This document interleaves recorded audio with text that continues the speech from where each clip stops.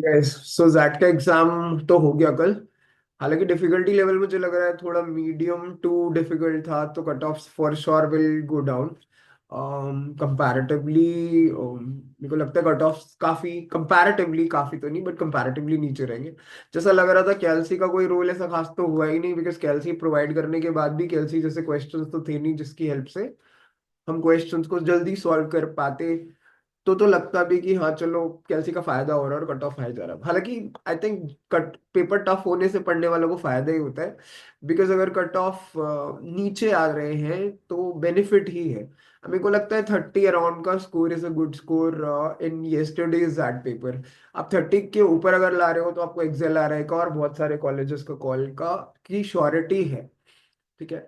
Exact क्या data क्या score पे क्या रहेगा that will bring very soon, because we are also discussing with the students and collating the data. I also took the test and we have already shared a few of the initials yesterday.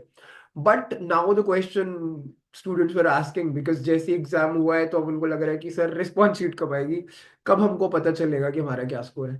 क्योंकि काफी students उसके base पे GDPI की preparation start करेंगे या नहीं करेंगे। या तो अगर आपका कैट में आ गया देन ऑब्वियसली यू नो कि हाँ मेरे पास कॉल्स आएंगी। बट जिन लोगों के पास कैट में नहीं था तो उनके पास तो स्नैप का भी रिजल्ट नहीं आया, एंड मैट ने भी अगर कट ऑफ तो दिए नहीं है, और जैट इंपॉर्टेंट था तो उनको अभी स्कोर भी नहीं पता। एटलीस्ट स्कोर का आइडिया लग जाएगा, तब वी कैन थिंक हाँ मेरे पास इतनी परसेंटाइल के करीब का स्कोर होगा और ये कॉलेजेस में अप्लाई कर सकता हूँ। बिकॉज पीपल थिंक कि मेरे पास कॉल ही नहीं है तो जीडीपीआई के लिए क्यों तैयारी करूँ।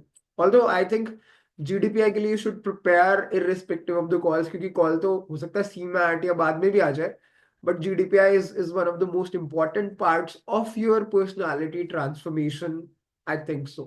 So you should think about it because it's very important to groom your personality, और वो कोई 15 दिन 20 दिन में एक महीने में हो नहीं पाएगा। काफी लोगों की अंग्रेजी में इशू है, तो उसमें भी उनको टाइम लग जाता है कि इंग्लिश कम्युनिकेशन इंप्रूव करना है, इतनी सारी जीके है, एकेडमिक्स है, करंट अफेयर्स है। so everything cannot be completed that soon.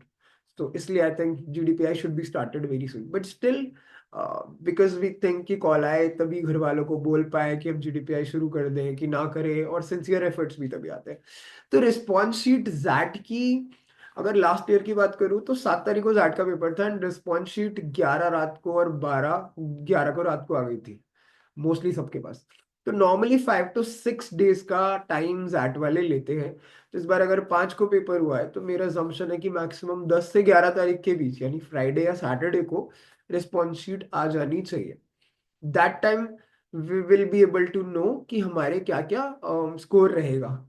इसमें भी एक इशू है क्योंकि जैट अभी इस बार क्या करेगा पता नहीं, बट इसमें एक इशू है कि जैट पहले हमारी आंसर की निकालता है, फिर अपने आंसर्स निकालता है साथ में, बिकॉज ये दो उसमें प्रोसेस होता है। तो काफी लोग क्या करते हैं कि जैसे ही हमारी आंसर शीट आएगी जिसमें मैंने क्या आंसर मार्क किए, बहुत सारे इंस्टीट्यूट्स उसके बेस पे क्योंकि क्वेश्चन आ जाता है, बहुत सारे इंस्टीट्यूट्स अपने आंसर डाल देते हैं वेबसाइट पे कि अब आप चेक कर लो आपके कितने सही कितने गलत है और ये मार्क्स है।